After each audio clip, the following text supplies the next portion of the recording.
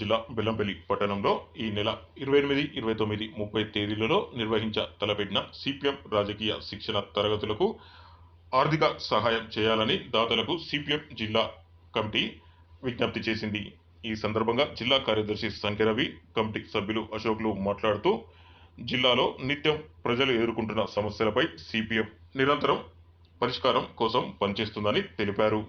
ఇందులో భాగంగా రాబోయే రోజుల్లో చేపట్టే పోరాటాలకై దాతలు ముందుకు వచ్చి కార్యకర్తల్లో చైతన్యం నింపుటకు క్లాసులు జయప్రదం చేయడం కోసం పెద్ద మనసు తమ వంతు ఆర్థిక సాయం అందించాలన్నారు. ఈ మంచిర్యాల జిల్లాలో ప్రజలు ఎదుర్కొంటున్నటువంటి సమస్యలపైన చర్చించి వాటి పరిష్కారం కోసం ఏం చేయాలని చెప్పి కూడా ఈ రాజకీయ తరగతుల్లో కార్యకర్తలకు నేర్పించడం అనేది జరుగుతుంది. క్లాసులు బోధించడానికి రాష్ట్ర నాయకత్వం కూడా హాజరు కావడం అనేది జరుగుతుంది. మంచిర్యాల జిల్లాలో సిపిఎం పార్టీ రైతుల గురించి, కార్మికుల గురించి, మహిళల సమస్యలపైన, విద్యార్థి యువజన సమస్యలపైన, దళితులపైన కొనసాగుతున్న వివక్షత పైన పోరాటాలు చేస్తున్నటువంటిది ఉంది. అట్లనే పేదలకు ఇళ్ల స్థలాలు కావాలని శంషీర్ నగర్లో జరిగినటువంటి పోరాటంలో భాగస్వామ్యమైంది. శంషీర్ నగర్ పోరాటంలో పాల్గొన్న ప్రజలకు అండగా నిలిచింది.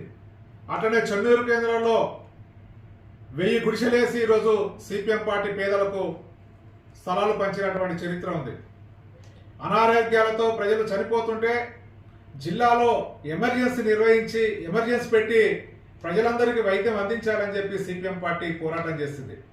ఇటీవల కాలంలో వడ్ల కొనుగోలులో జరుగుతున్నటువంటి మోసాలను అరికట్టాలి, ఎలాంటి కటింగ్ లేకుండా వడ్లు కొనాలని చెప్పి అన్ని మండలాల్లో పర్యటన చేసి జిల్లా కలెక్టర్కు వినతి పత్రం ఇవ్వడం అనేది జరిగింది. ఇవన్నీ జిల్లాలో ఉన్నటువంటి ప్రజా సమస్యల మీద పార్టీ పనిచేస్తుంది. బెల్లంపల్లి పట్టణంలో ఈ రాజకీయ తరగతులు నిర్వహించడం అంటే ఈ బెల్లంపల్లి పట్టణము, బెల్లంపల్లి మండలంలో ఉన్నటువంటి ప్రతి సమస్య పైన ఇక్కడ చర్చించడం అనేది జరుగుతుంది.